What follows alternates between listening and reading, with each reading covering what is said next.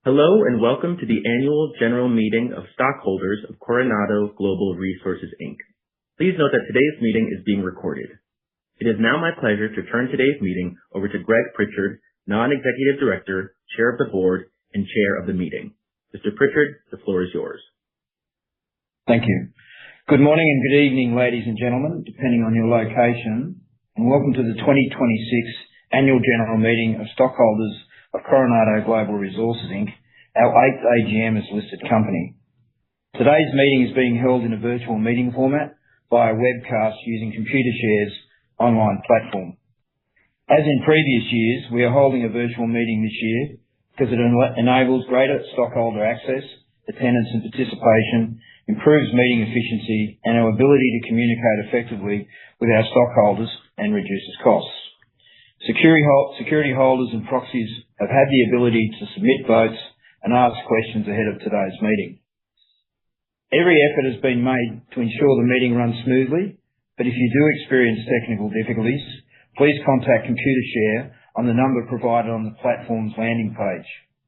In addition, this meeting is being recorded and the recording will be available on our website within 24 hours after the meeting. While the Annual General Meeting of Stockholders is being held virtually today, I would like to begin with the customary acknowledgement of the Turrbal traditional owners of the land on which our offices in Brisbane are located. I would like to pay my respects to elders, past, present and emerging. I have been informed by Kerry Schenken from Computershare, the Inspector of Elections for this meeting, that in accordance with the company's amended and restated Certificate of Incorporation and amended and restated bylaws, there are present or represented in person or by proxy a majority of the outstanding shares of common stock, as well as the holder of the preferred stock Series A share entitled to vote at this meeting. Accordingly, I'm advised that the necessary quorum is present here today. I do declare this meeting open at 10 a.m. Australian Eastern Standard Time. I would like to begin by introducing my fellow directors. Firstly, our independent non-executive directors, Amy Allen, Jan Wilson, and Philip Christensen. Our non-executive director, Laura Tyson, also joins us virtually, as does our interim CEO, Jerry Spindler. Members of our executive team, Barry Vandermeer, Chief Financial Officer, Craig Manns, Chief Operating Officer, Emma Pollard, Chief People and Sustainability Officer, and Philip Peacock, Chief Legal Officer, are also in attendance. In addition, Susan Casey, our Group Company Secretary, is in attendance and will be acting as Secretary for this meeting. Also joining us today is Andy Carrick from Ernst & Young, the company's auditors. This meeting is convened to consider matters specified in the Notice of Annual General Meeting of Stockholders dated April 22nd, 2026. That's in US time. I will be conducting this meeting in accordance with the proposals contained in that notice. Coronado Global Resources, Inc. is incorporated in Delaware in the United States, and today's agenda reflects these requirements of Delaware and US law. Procedures will be followed in accordance with the company's amended and restated Certificate of Incorporation and amended and restated bylaws. The proxy statement and the Notice of Annual General Meeting provide explanatory notes on the proposals to be put for resolution to the meeting today. The notice of meeting included instructions as to how stockholders could vote and submit questions in advance of this meeting. We have not received any questions from stockholders relevant to the proceedings of the meeting in advance of the meeting, and no stockholder has elected to appoint themselves or another person as a proxy to vote and ask questions during the meeting. Guests who are registered are able to listen to this webcast meeting. If any security holder or guest wishes to submit questions after the meeting, these can be submitted to Chantal Esser, our Vice President, Investor Relations, whose details are included in the presentation pack. This brings me to the formal business of today's virtual meeting. Order of proceedings. Now, I would like to explain the order of and processes for this part of the formal proceedings. First, I will explain the voting and how to cast your votes. There will be two forms of resolutions today. One, a resolution of the holder of the preferred stock Series A in relation to the re-election of Laura Tyson as a non-executive director, and two, 5 resolutions of common stockholders and holders of our CHESS depository interests, otherwise known as CDIs. As set out in the Notice of Annual General Meeting, only stockholders may vote during this Annual General Meeting through the virtual meeting platform. Valid proxies appointed by stockholders must have been provided to CHESS depository nominees no later than 10 a.m.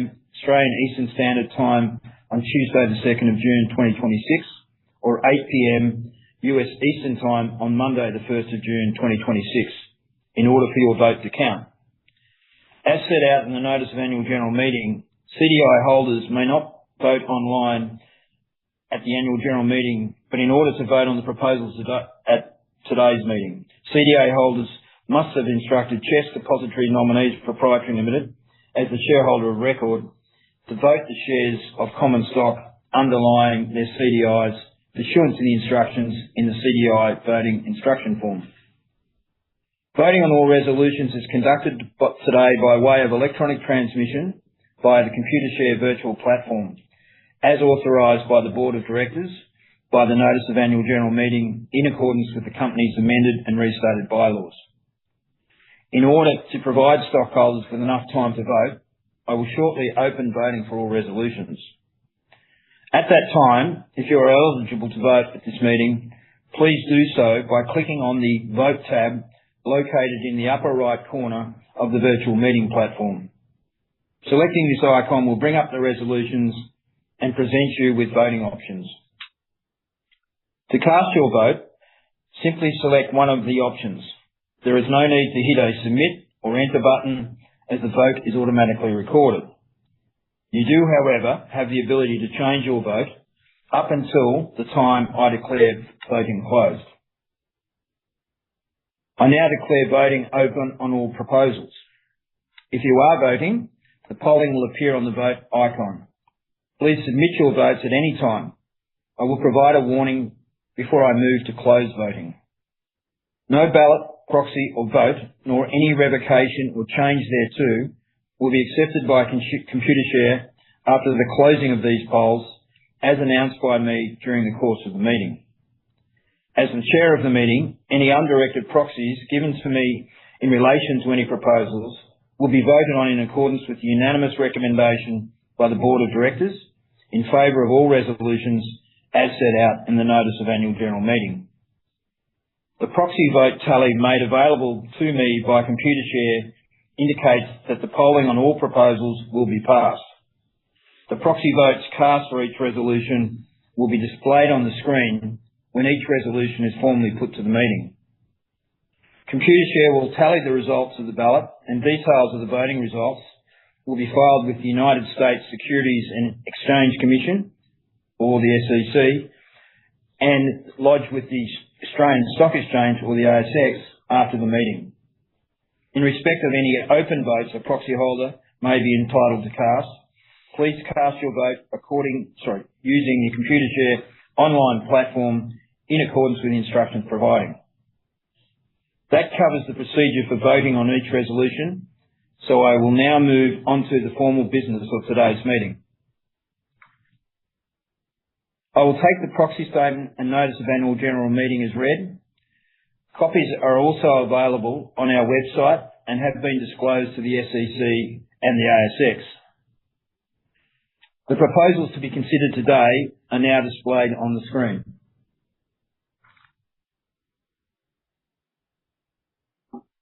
Moving now to the proposals.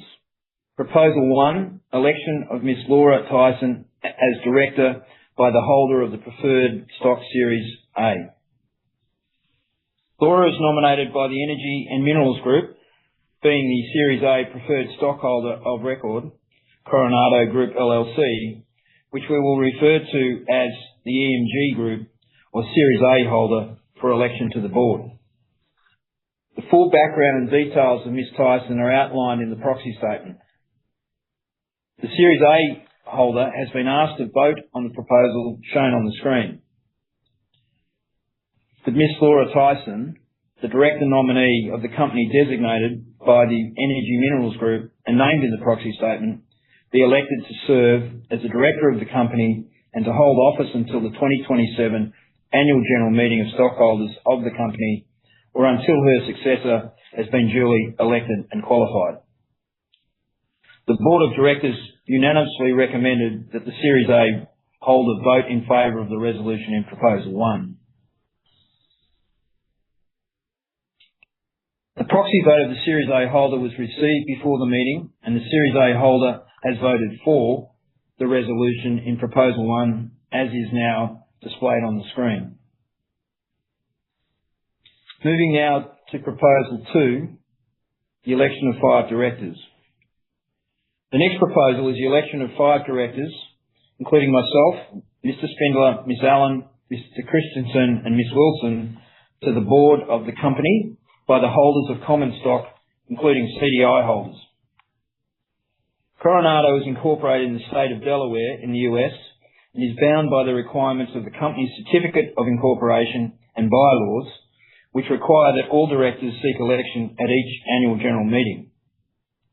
The specific experience, qualifications and skills considered by the Compensation and Nominating Committee and the Board of Directors in assessing the appropriateness of each director to be elected today are outlined in the proxy statement.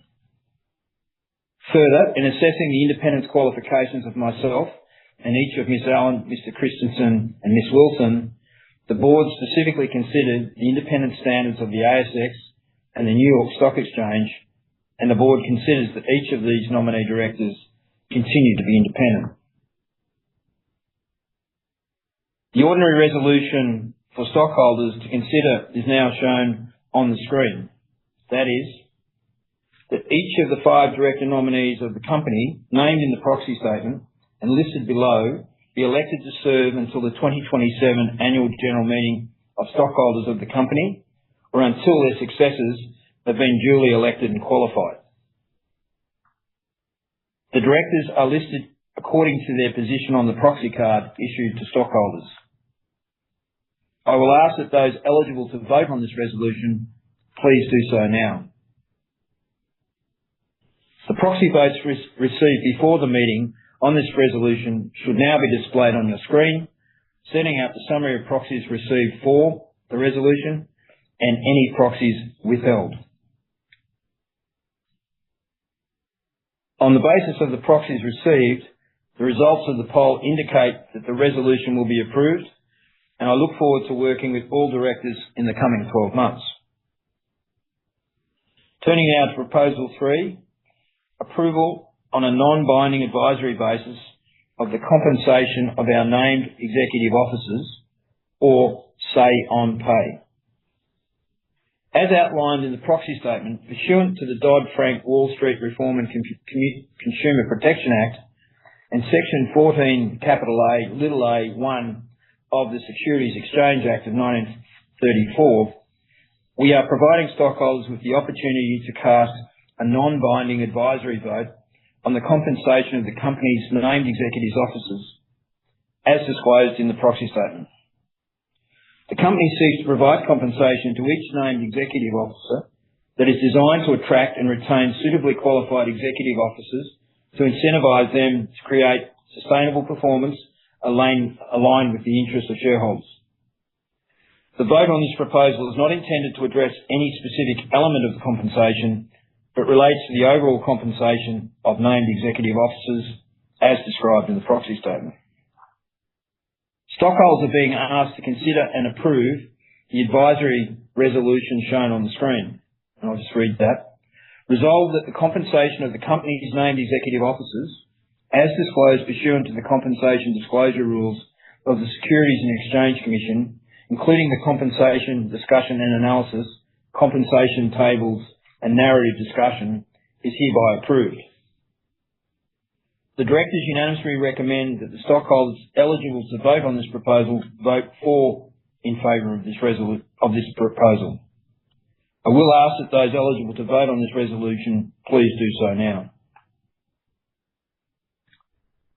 The proxy votes received before the meeting on this resolution should now be displayed on your screen. On the basis of the proxies received, the results of the poll indicate that the resolution will be approved. Moving now to Proposal 4, the advisory vote to to approve the frequency of stockholder votes on the named executive officer compensation.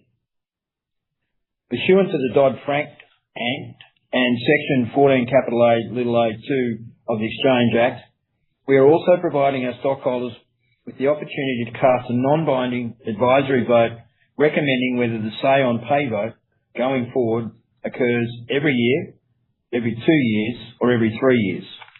This advisory vote, commonly known as say on frequency vote, gives our stockholders the opportunity to express their views about how frequently, but at least once every 3 years, we should conduct a say on pay vote. We are required to hold a say on frequency vote at least once every 6 years, and accordingly, the next say on frequency vote is expected to take place at our 2032 Annual Meeting of Stockholders. In relation to the say on frequency vote, directors have determined that the say on pay vote take place every 3 years, as we believe this is the best approach for the company and its stockholders and CDI holders, and accordingly the proposed resolution is set out on the screen. Just reading that now. Resolve that stockholder votes to hold the non-binding advisory vote on named executive officer compensation every 3 years. Stockholders have been able to cast their votes on say on frequency proposal for future say on pay votes to be held every year, every 2 years, or every 3 years, or to abstain from voting in response to this proposal. The proxy votes received before the meeting on this resolution should now be displayed on your screen. On the basis of the proxies received, the results of the poll indicate a resolution that our stockholders voted to hold a non-binding advisory vote on named executive officer compensation every 3 years. Turning now to Proposal 5, the ratification of the appointment of Ernst & Young as the company's independent registered public accounting firm for the fiscal year ending December 31, 2026. As outlined in the proxy statement, the Audit, Governance and Risk Committee has appointed Ernst & Young to serve as the independent registered public accounting firm to audit our financial statements for the fiscal year ending December 31, 2026. Although we are not required to seek stockholder ratification of this appointment, we intend to seek stockholder ratification of the appointment of our registered public accounting firm annually. Representatives of Ernst & Young are present virtually at today's meeting. Stockholders are being asked to ratify the appointment of Ernst & Young as the company's independent registered public accounting firm for the fiscal year ending December 31, 2026. I ask those eligible to vote to please do so now. The proxy votes received before this meeting on this resolution are now displayed on your screen. On the basis of the proxies received, the results of the poll indicate that the resolution will be approved. Turning now to Proposal 6, which is the approval of the issuance of up to 90 million securities under the company's 2018 Equity Incentive Plan. Proposal 6 seeks approval from stockholders to issue up to 90 million securities under the Coronado Global Resources Inc. 2018 Equity Incentive Plan, or the plan, for the purposes of Listing Rule 7.2, Exception 13. A summary and a full copy of the terms of the plan is attached to Appendix A in our proxy statement. The approval is intended to replenish securities available under the plan, which is intended to assist the company to attract and retain key employees. The plan provides for the grant of awards, including CDIs and stock options, stock appreciation rights, restricted stock units, restricted shares, and performance stock units exercisable for or convertible into CDIs. These relevant equity awards are referred to collectively as securities in this Proposal 6. At the company's 2023 Annual General Meeting, stockholders approved the issuance of up to 25 million securities under the plan, and such approval expired in late May 2026. The company may still issue securities under the plan but those issuances count towards the company's so-called 15% placement capacity under ASX Listing Rule 7.1. However, the company is seeking stockholder approval for issuances of securities under the plan, and hence again seeking to rely on the exception to ASX Listing Rule 7.1 as set out under ASX Listing Rule 7.2, Exception 13, which exception will last for a period of 3 years from the date of this meeting. The maximum number of securities to be issued under the plan over the next 3 years is 90 million.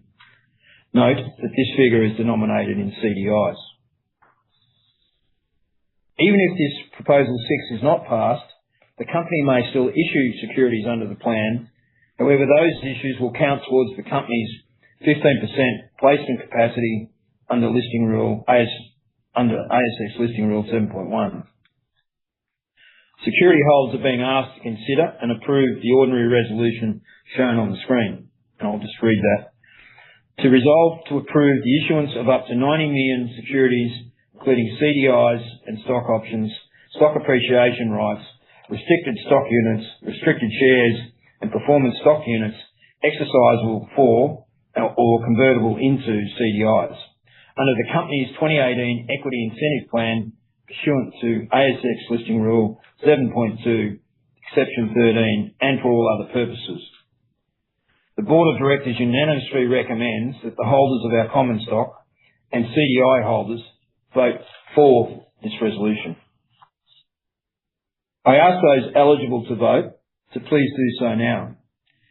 Any votes cast in favour of Proposal 6 by or on behalf of the person who is eligible to participate in the plan will be disregarded by the company.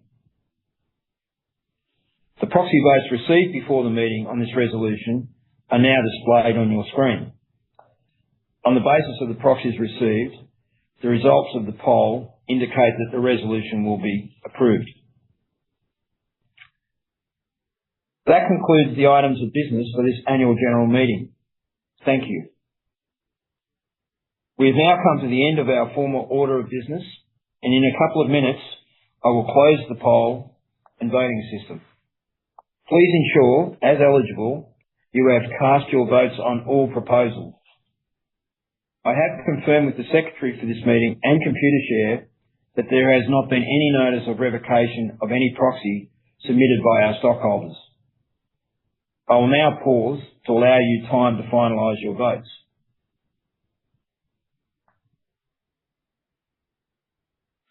I confirm that the polls are now closed and voting has closed. As a reminder, Computershare will tally the results of the poll and details of the voting results will be provided to the SEC and ASX after the meeting close. Ladies and gentlemen, that concludes the formalities of today's meeting. On behalf of the board and management of Coronado, I would like to thank you for your attendance and participation in our virtual annual general meeting today. I again thank you for your continuing support of Coronado and reinforce our commitment to delivering long-term value for our stockholders. I now declare the annual general meeting of stockholders of Coronado Global Resources Inc. closed. This concludes the meeting. You may now disconnect.